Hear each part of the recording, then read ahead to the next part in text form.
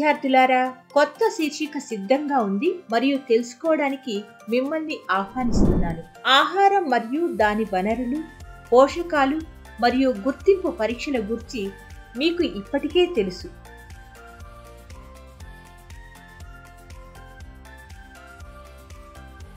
మొక్కలు, జంతువులు లేదా ఖనిజాల వంటి వివిధ వనరుల నుండి వివిధ రకాల ఆహార పదార్థాలను వండటానికి మనకు అనేక దినుసులు అవసరం.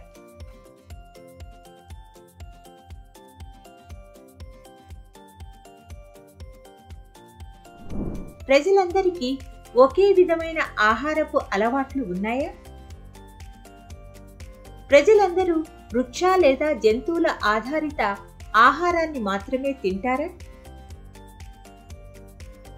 లేదు, ప్రజలకు భిన్నమైన ఆహారపు అలవాట్లు ఉంటాయి.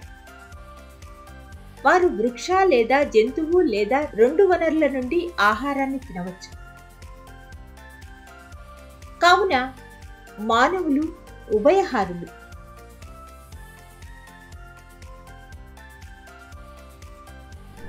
కాబట్టి మనం ఈ వీడియోలో ఆహారపు అలవాట్లు, తయారీ మరియు నిల్వ చేసే పద్ధతులపై 6వ తరగతి సామాన్య శాస్త్రంలోని ఆహార అంశాలు అనే పాఠంపై దృష్టిని పెడదాం.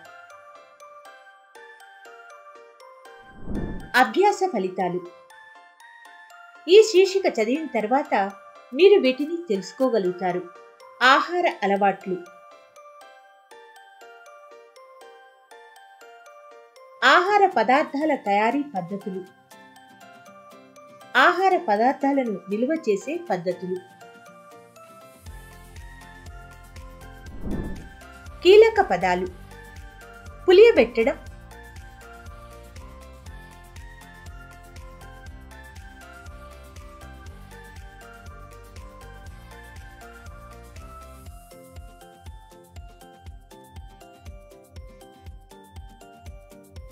వేయించడం,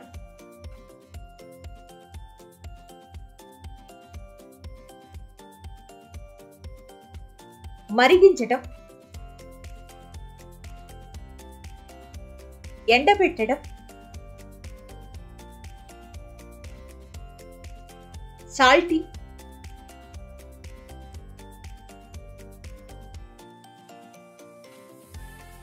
నిల్వ చేయడానికి ఉపయోగించే పదార్థాలు. ఈ భావనా పటంలో ఆహార తయారీ మరియు నిల్వ చేసే పద్ధతులను చూద్దాం.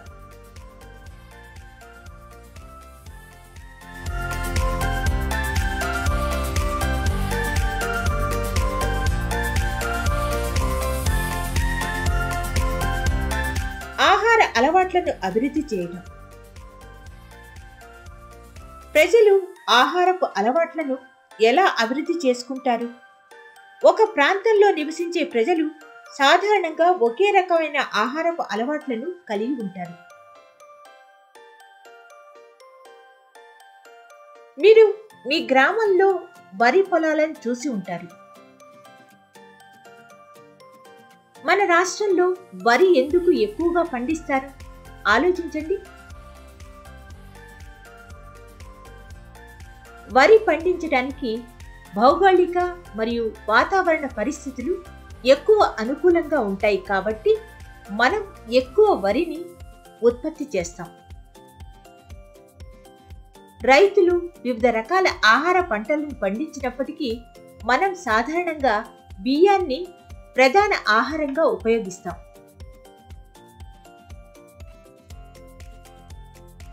బియ్యాన్ని ఉపయోగించి బిర్యానీ, పులిహోర, పెరుగన్నం, పాయసం మొదలైన వివిధ రకాల ఆహార పదార్థాలను తయారు చేస్తారు. గోధుమలు లేదా మొక్కజొన్న వంటి ఇతర తృణధాన్యాలతో పోలిస్తే మనం బియ్యం మరియు బియ్యం ఉత్పత్తులను ఎక్కువగా తింటాం.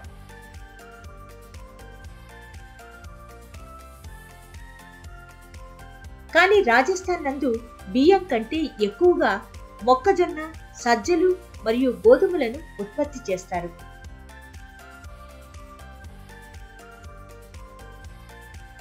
కావున రాజస్థాన్లో అన్నం బదులు చపాతీ లేదా రోటీ వారి ప్రధాన ఆహారం.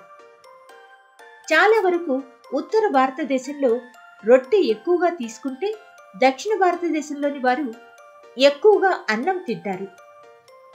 మనం సాధారణంగా కొన్ని కూరగాయలను ఇష్టం లేదని చెప్తుంటాం. ఇది మంచి ఆహార అలవాటు కాదు. అన్ని రకాల కూరగాయలతో వండిన ఆహార పదార్థాలను తినటం అలవాటు చేసుకోవాలి. ఇది మనల్ని బలంగా మరియు శక్తివంతంగా చేస్తుంది. వివిధ రకాలైన ఆహార తయారీకి పద్ధతులు. ఆహారాన్ని తయారు చేయడం చాలా ముఖ్యమైన కళ మరియు అది జీవితానికి అవసరం. ఆహారాన్ని తయారు చేయడానికి అనేక పద్ధతులున్నాయి. ఉదాహరణకు, అన్నం మరియు గుడ్లు ఉడకబెట్టడం ద్వారా వండుతారు. నానబెట్టిన మినప్పప్పును గ్రైండ్ చేసి బియ్యపు రవ్వతో కలిపి పులియబెట్టి ఆవిరి మీద ఉడికించి ఇడ్లీని తయారు చేస్తారు.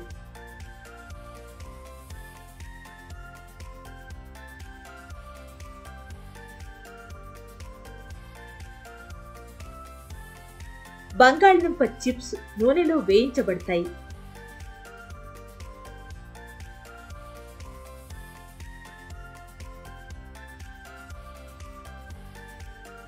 కాబట్టి ఉడకబెట్టడం, ఆవిరితో వేయించడం ద్వారా బేకింగ్,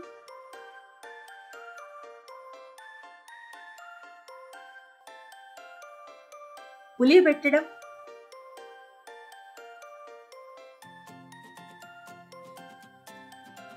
కాల్చడం,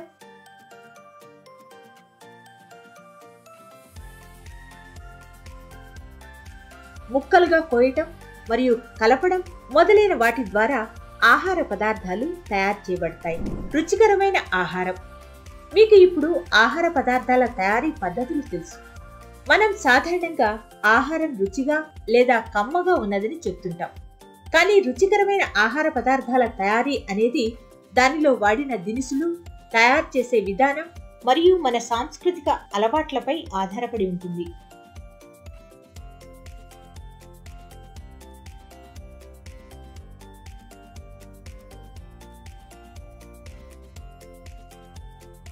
ఏ ఆహార పదార్థాన్ని ఎలా తయారు చేయాలో మీకు తెలుసా? ఇక్కడ మనం టమాటా కూర వంటి సాధారణ ఆహార పదార్థాన్ని వండటం నేర్చుకుంటాం. టమాటా కూర వండటానికి కావలసిన పదార్థాలు: 2 టమాటాలు, 1 ఉల్లిపాయ, 2 పచ్చిమిర్చి, 1 ఎండుమిరపకాయ, పసుపు పొడి, ఉప్పు, నూనె, ఆవాలు, మినప్పప్పు మరియు జీలకర్ర. ముందుగా అన్ని కూరగాయలను నీటిలో శుభ్రంగా కడిగి వాటిని ముక్కలుగా కోయండి. మంట మీద వంట పాత్రను ఉంచండి. దానిలో 3 చెంచాల నూనె పోయాలి. నూనె వేడి అయ్యాక 1 చెంచా నిండా ఆవాలు, మినప్పప్పు మరియు జీలకర్ర వేయండి.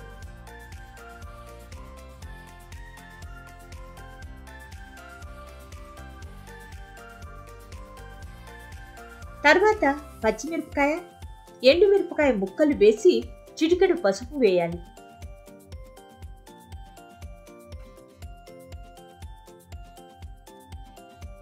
అర నిమిషం తరువాత ఉల్లిపాయ మరియు టమాటా ముక్కలు వేయండి. తర్వాత కొంచెం ఉప్పు వేసి మూత పెట్టాలి.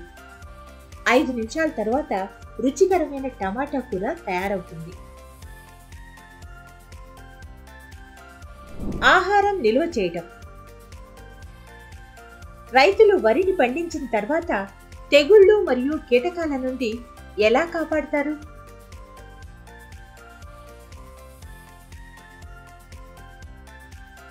మీ ఇంట్లో బియ్యాన్ని ఎలా నిల్వ చేస్తారు? కూర 2 రోజులు బయట ఉంచితే చెడిపోతాయి.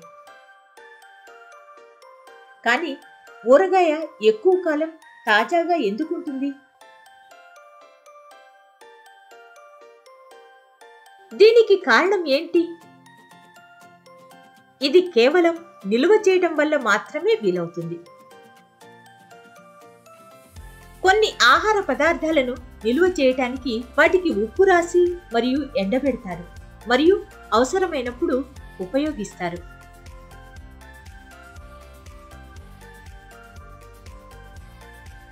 కొన్ని ప్రాంతాలలో ఎండిన చేపలను సాధారణంగా ఉపయోగిస్తారు. కూరగాయలు మరియు మాంసం ఎండబెట్టి పరుగులు చేస్తారు మరియు ఊరగాయ పెట్టడం ద్వారా నిల్వ చేయబడుతుంది. ఊరగాయలు చేసేటప్పుడు ఉప్పు మరియు పసుపు పొడిని నిల్వ చేయడానికి ఉపయోగిస్తారు.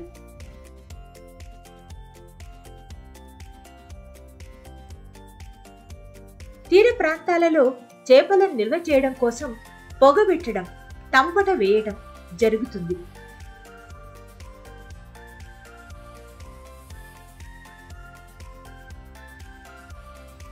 ఉప్పు, కారం, నూనె వేసి ఊరగాయలు తయారు చేస్తారు.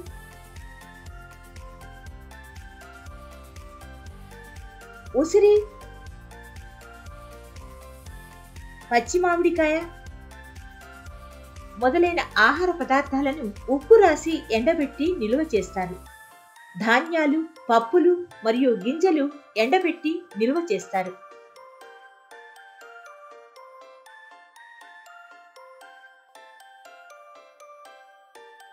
చక్కెర పాకం లేదా తేనె నిల్వ చేయటానికి బాగా ఉపయోగపడతాయి. పండ్లు తరచుగా చక్కెర పాకం లేదా తేనెలో నిల్వ చేయబడతాయి.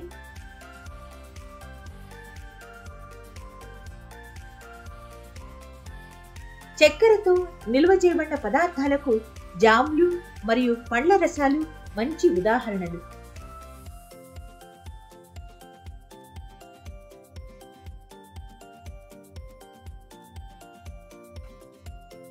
ఆహార పదార్థాలను నిల్వ చేయడానికి మనం వివిధ రకాలైన నిల్వ చేసే కారకాలను ఉపయోగిస్తాం.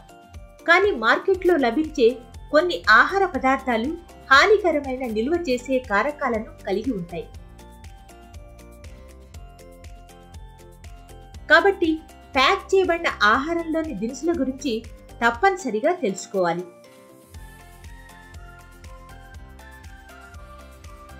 ఆహార పదార్థాలు మరియు వాటిలో కలిపిన నిల్వ చేసే కారకాల గురించి తెలుసుకోవాలంటే మనం ఆహార ప్యాకేజ్ పై ఉండే లేబుల్స్ ను జాగ్రత్తగా గమనించాలి. రెడీమేడ్ ఆహార పదార్థాల తయారీ తేదీని కూడా లేబుల్ తెలియజేస్తుంది.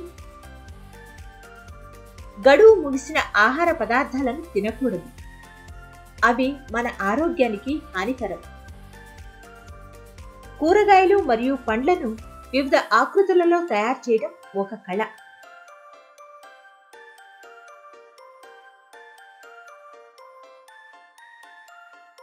కొంతమంది కూరగాయలతో వివిధ రకాల డిజైన్లు మరియు అలంకరణలు చేస్తారు.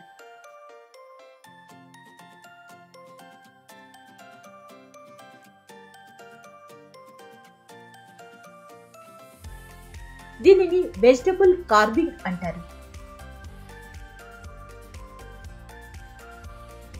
గుర్తుంచుకోవలసిన అంశాలు: ఆహారం వండడానికి లేదా దాని తయారీకి వివిధ రకాల దినుసులు అవసరం.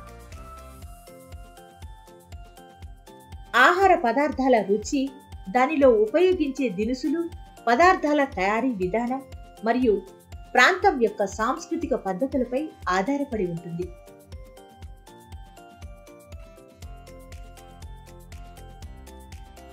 ఉడకబెట్టడం, ఆవిరితో వండటం, పులియబెట్టడం వంటివి ఆహార పదార్థాలను తయారు చేసే కొన్ని పద్ధతులు.